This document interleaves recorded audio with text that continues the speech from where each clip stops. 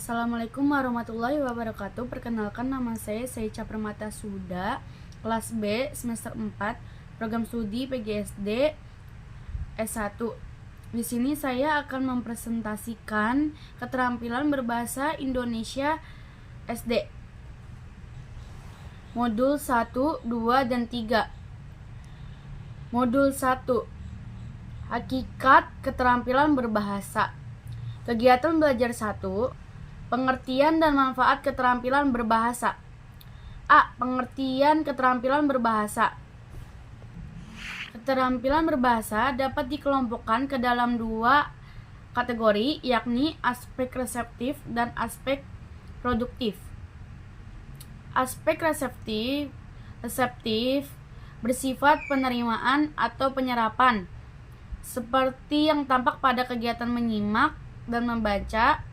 Sementara aspek produktif bersifat pengeluaran atau pemproduksian bahasa, baik lisan maupun tertulis, sebagaimana yang tampak dalam kegiatan berbicara dan menulis.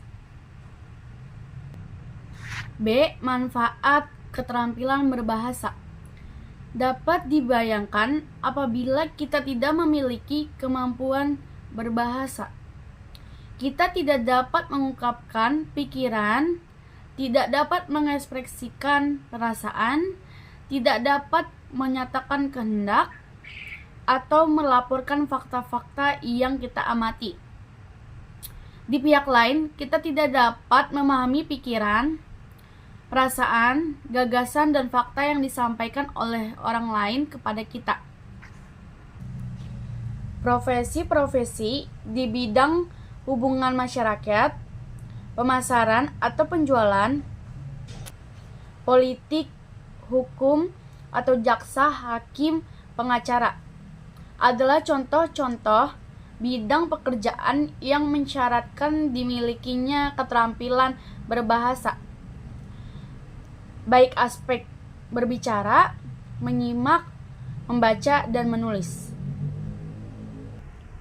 Kegiatan belajar 2 tentang aspek-aspek keterampilan berbahasa. A. Mendengarkan atau menyimak. Mendengarkan adalah keterampilan memahami bahasa lisan yang bersifat reseptif. Yang dimaksud dengan keterampilan mendengarkan di sini bukan berarti hanya sekedar mendengarkan bunyi-bunyi bahasa melalui alat pendengarannya, melainkan sekaligus memahami maksudnya. Oleh karena itu, istilah mendengarkan sering diidentikan dengan menyimak. Istilah mendengarkan atau menyimak berbeda dari istilah mendengar. Ada dua jenis situasi dalam mendengarkan, yaitu situasi mendengarkan secara interaktif dan situasi mendengarkan secara non-interaktif. Mendengarkan secara interaktif terjadi dalam percakapan tatap muka dan percakapan di telepon atau yang sejenis dengan itu. Dalam mendengarkan jenis ini, kita secara bergantian melakukan aktivitas mendengarkan dan berbicara. Contoh situasi-situasi mendengarkan non-interaktif, yaitu mendengarkan radio, TV, film, khotbah, atau mendengarkan dalam acara-acara seremonial. Dalam situasi mendengarkan non-interaktif tersebut, kita tidak dapat meminta penjelasan dari pembicara, tidak bisa meminta pembicara mengulangi apa yang diucapkannya, dan tidak bisa meminta pembicaraan diperlambat. B. Berbicara. Dalam keterampilan berbicara dikenal 3 jenis situasi berbicara, yaitu interaktif, semi-interaktif, dan non-interaktif. Situasi-situasi berbicara interaktif misalnya terjadi pada percakapan secara tatap muka dan berbicara melalui telepon. Kemudian, ada pula situasi berbicara yang tergolong semi interaktif, misalnya dalam berpidato di hadapan umum, kampanye, khotbah atau ceramah, dan lain-lain. Baik yang dilakukan melalui tatap muka secara langsung, namun berlangsung secara satu arah. Beberapa situasi berbicara dapat dikatakan betul-betul bersifat non-interaktif jika pembicaraan dilakukan secara satu arah dan tidak melalui tatap muka langsung. Misalnya, berpidato melalui radio atau televisi. Pidato kenegaraan yang disampaikan melalui siaran televisi atau radio termasuk ke dalam jenis ini. C. Membaca. Keterampilan membaca tergolong keterampilan yang bersifat aktif reseptif. Keterampilan membaca terbagi ke dalam dua klasifikasi, yakni A. Membaca permulaan dan B. Membaca lanjutan. Kemampuan membaca permulaan ditandai oleh kemampuan melek huruf, yakni kemampuan mengenali lambang-lambang tulis dan dapat membunyikannya dengan benar. Sementara pada membaca lanjut, kemampuan membaca ditandai oleh kemampuan melek wacana. Artinya, pembaca bukan hanya sekedar mengenali lambang tulis, bisa membunyikannya dengan lancar, melainkan juga dapat memetik isi atau makna bacaan yang dibacanya. D. Menulis. Keterampilan menulis merupakan keterampilan yang bersifat aktif produktif. Keterampilan ini dipandang menduduki hierarki yang paling rumit dan kompleks. Aktivitas menulis bukanlah sekedar hanya menyalin kata-kata dan kalimat-kalimat, melainkan menuangkan dan mengembangkan pikiran-pikiran, gagasan-gagasan, ide dalam suatu struktur tulisan yang teratur, logis, sistematis, sehingga mudah ditangkap oleh pembacanya. Keterampilan menulis pun dapat diklasifikasikan ke dalam dua kategori, yakni A. Menulis permulaan dan B. Menulis lanjutan. Kegiatan belajar 3. Keterkaitan antara aspek keterampilan berbahasa. A. Hubungan berbicara dengan menyimak. Menurut Brooks dalam Tarigan 1994 ayat 3, berbicara dan mendengarkan merupakan kegiatan komunikasi dua arah yang bersifat langsung. Hubungan antara berbicara dan mendengarkan seperti berikut ini. 1. Ujaran biasanya dipelajari melalui proses mendengarkan dan proses meniru. 2. Ujaran seseorang mencerminkan pemakaian bahasa di lingkungan keluarga dan masyarakat tempatnya hidup. 3. Upaya yang dilakukan untuk meningkatkan kemampuan mendengarkan berarti pula membantu meningkatkan kualitas berbicara. 4. Bunyi suara yang didengar merupakan faktor penting yang berpengaruh terhadap kemampuan berbicara seseorang, terutama anak-anak. B. Hubungan menyimak dengan membaca. Mendengarkan dan membaca sama-sama merupakan keterampilan berbahasa yang bersifat reseptif.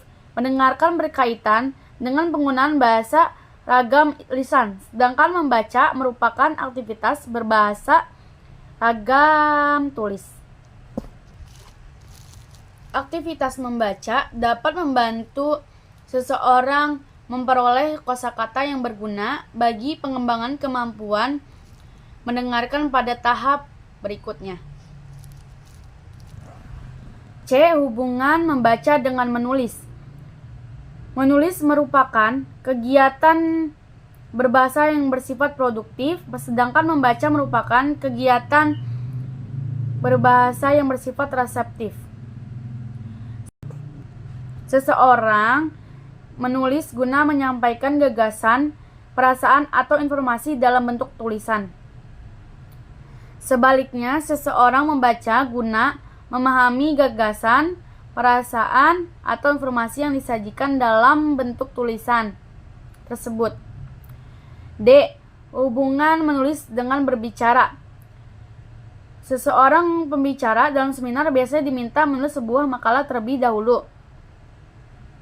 Kemudian, yang bersangkutan diminta menyajikan makalah itu secara lisan dalam suatu forum.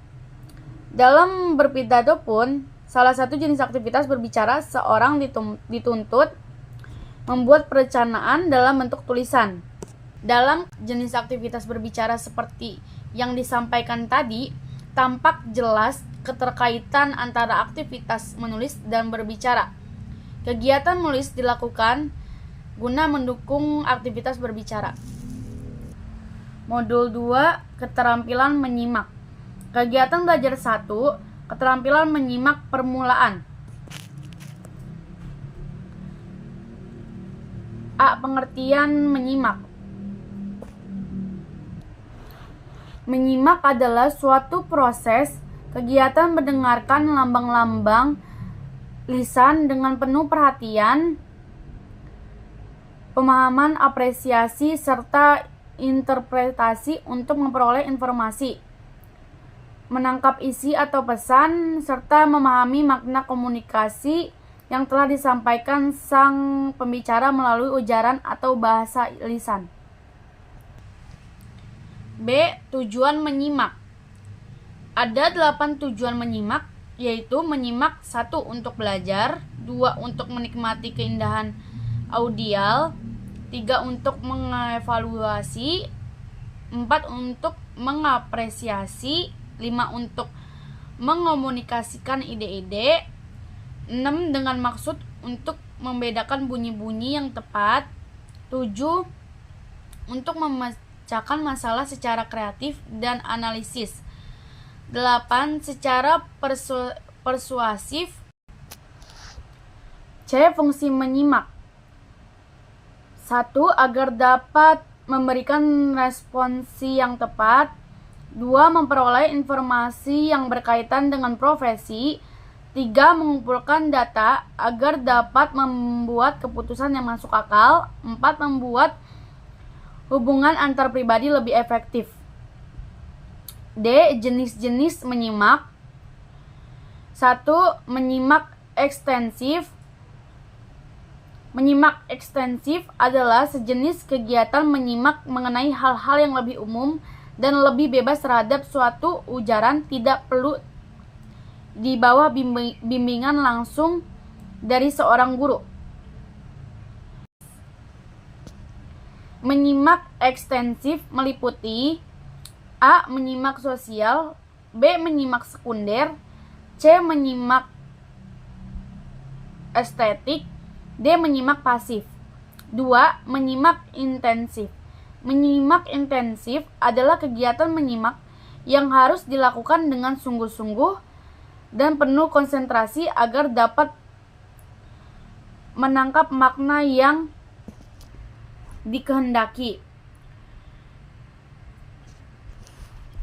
A. Menyimak kritis, B. Menyimak konsentratif, C. Menyimak kreatif, D. Menyimak eksploratif, E. Menyimak interogatif.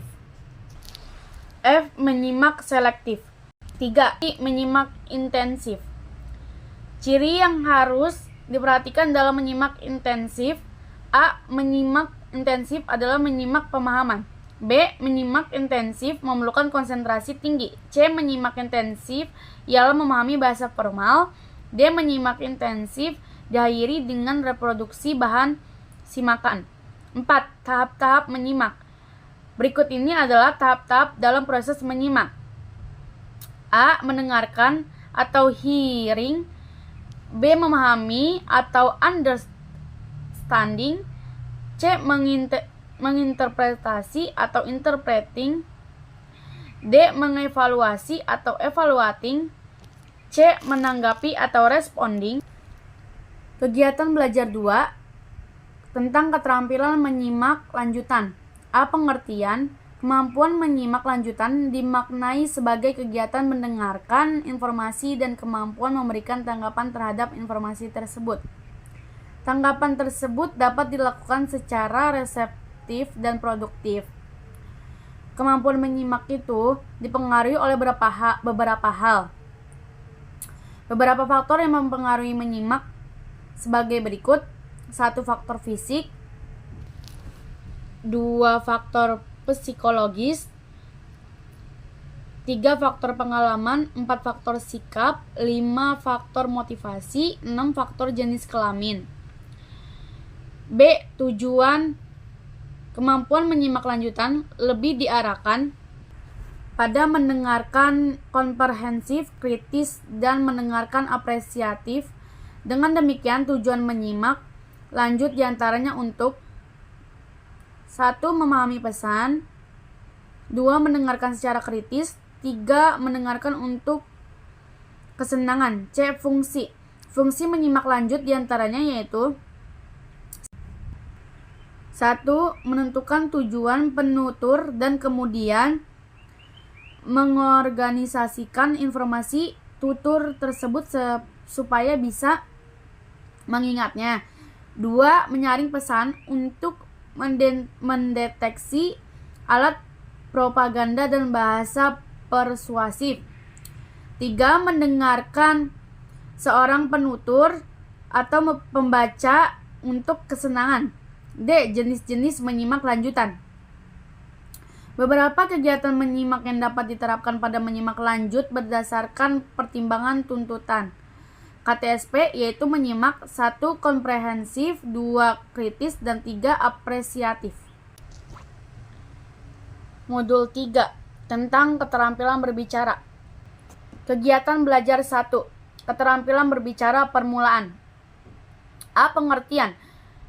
Keterampilan berbicara adalah kemampuan mengucapkan bunyi-bunyi, artikulasi, atau kata-kata untuk mengekspresikan, mengatakan, serta menyampaikan pikiran, gagasan, dan perasaan. B. Tujuan. Tujuan utama dari berbicara adalah untuk berkomunikasi. Tujuan umum berbicara terdapat 5 golongan. 1. Menghibur. 2. Menginformasikan. 3. Menstimulasi. 4. Menggerakkan. C. Fungsi. Kemampuan berbicara permulaan berfungsi untuk 1. Mengungkapkan pikiran, perasaan, dan informasi. 2. Menggambarkan sesuatu, baik benda, tempat, orang, atau suasana. 3. Menjelaskan prosedur secara sistematis. 4. Memerankan tokoh cerita dan deklamasi. 5. Menceritakan pengalaman, menanggapi dan menyarankan, serta 6. Melakukan komunikasi melalui elektronik. D. Jenis-jenis berbicara permulaan. Jenis berbicara secara umum yaitu 1. Berbicara berdasarkan tujuan. 2. Berbicara berdasarkan situasinya. 3. Berbicara berdasarkan cara penyampaiannya. 4. Berbicara berdasarkan jumlah pendengarnya. 5. Berbicara berdasarkan peristiwa khusus. Kegiatan belajar 2. Keterampilan berbicara lanjutan. A. Pengertian. Berbicara adalah kemampuan mengucapkan bunyi-bunyi, artikulasi, atau kata-kata untuk mengekspresikan, menyatakan, serta menyampaikan pikiran, gagasan, dan perasaan. Berbicara bukan hanya sekedar pengucapan bunyi-bunyi atau kata-kata. Berbicara adalah suatu alat untuk mengomunikasikan gagasan-gagasan yang disusun serta dikembangkan sesuai dengan kebutuhan-kebutuhan sang pendengar atau penyimak. B. Tujuan. Tujuan pembicara biasanya dapat dibedakan atas 5 golongan berikut ini. 1. Berbicara untuk menghibur. 2. Berbicara untuk menginformasikan. 3. Berbicara untuk menstimulasi. 4. Berbicara untuk meyakinkan. 5. Berbicara untuk menggerakkan. C. Fungsi. 1. Mendeskripsikan secara lisan tempat sesuai denah dan petunjuk penggunaan suatu alat. 2. Mengungkapkan pikiran, perasaan, dan informasi dengan berbalas pantun dan bertelepon. 3. Mengungkapkan pikiran, pendapat, perasaan, fakta secara lisan dengan menanggapi suatu persoalan atau berwawancara. 4. Mengungkapkan pikiran dan perasaan secara lisan dalam diskusi dan bermain drama. 5. Memberikan informasi dan tanggapan secara lisan. 6. Mengungkapkan pikiran, perasaan, dan informasi dengan berpidato, melaporkan isi buku, dan baca puisi. D. Jenis-jenis berbicara lanjutan. 1. Bermusyawarah. Musyawarah mengandung arti perundingan, yaitu membicarakan sesuatu supaya mencapai kata sepakat. 2. Diskusi. Diskusi ialah proses penglibatan dua orang atau lebih individu yang berinteraksi secara verbal dan tatap muka mengenai tujuan yang sudah tentu melalui tukar-menukar informasi untuk memecahkan masalah. 3. Menyampaikan argumentasi. Proses komunikasi untuk menyampaikan argumentasi karena harus mempertahankan pendapat disebut debat. 4. Pidato. Komunikasi lisan, khususnya pidato, dapat dilakukan dengan cara impromptu, menghafal, metode naskah, dan ekstemporan. Ketika menyusun pidato perlu diperhatikan: A. Pengumpulan bahan. B. Garis besar pidato. C. Uraian secara detail.